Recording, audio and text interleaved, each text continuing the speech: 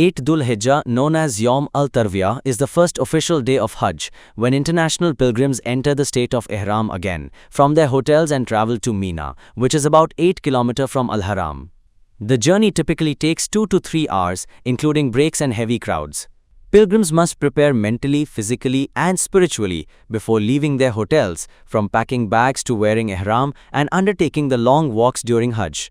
It is recommended to pack a compact backpack with essential items at least one day before and avoid heavy suitcases which are difficult to carry or drag for about 7 to 8 km.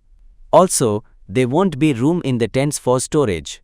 Don't forget to include essential items like an umbrella or hat, sunglasses, comfortable slippers or walking shoes, medicines, toothbrush, small toothpaste, paper soap or hand wash, face or body wash, small towel, refillable cool water bottle, mobile phone with Type-G charger, power bank, mini extension cord, praying mat, small Qur'an and other books, ID and Hajj permit, and light snacks.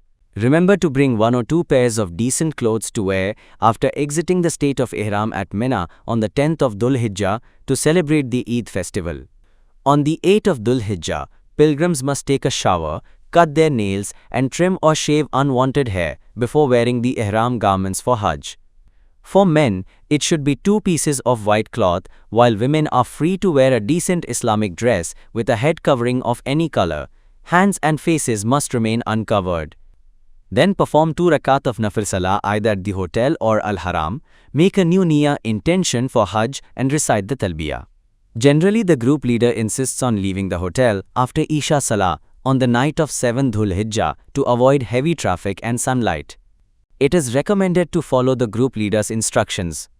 However, it is mustahab to wear ihram after Fajr Salah on the 8th of Dhul Hijjah, leave for Mina after sunrise, offer the Dhuhr, Asr, Maghrib and Isha prayers in Mina, and prepare for the day of Arafat.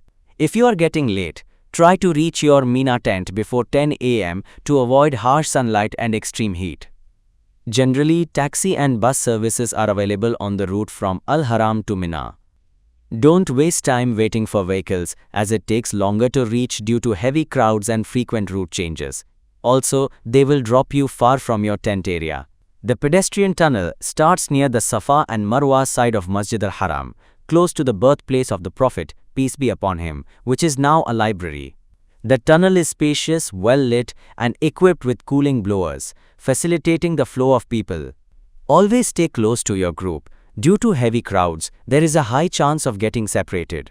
When you enter Mina, every camp and street is numbered, so learn your camp number and share your tent's location with your group members. Also, take photos of the surrounding landmarks. Remember, men and women usually stay in separate tents but not far apart.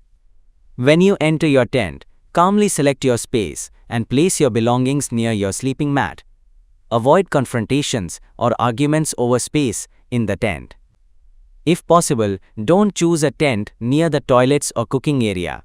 In a larger tent, choose a sleeping spot closer to the back.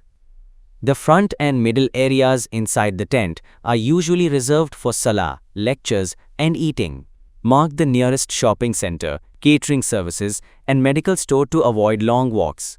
Keep yourself busy with worship, reciting Qur'an, attending lectures, seek forgiveness from Allah, and preparing for the 9th of Dhul Hijjah, the day of Arafat.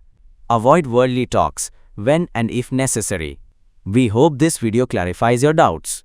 If you have any further questions, please feel free to leave your comments below. Don't forget to like this video.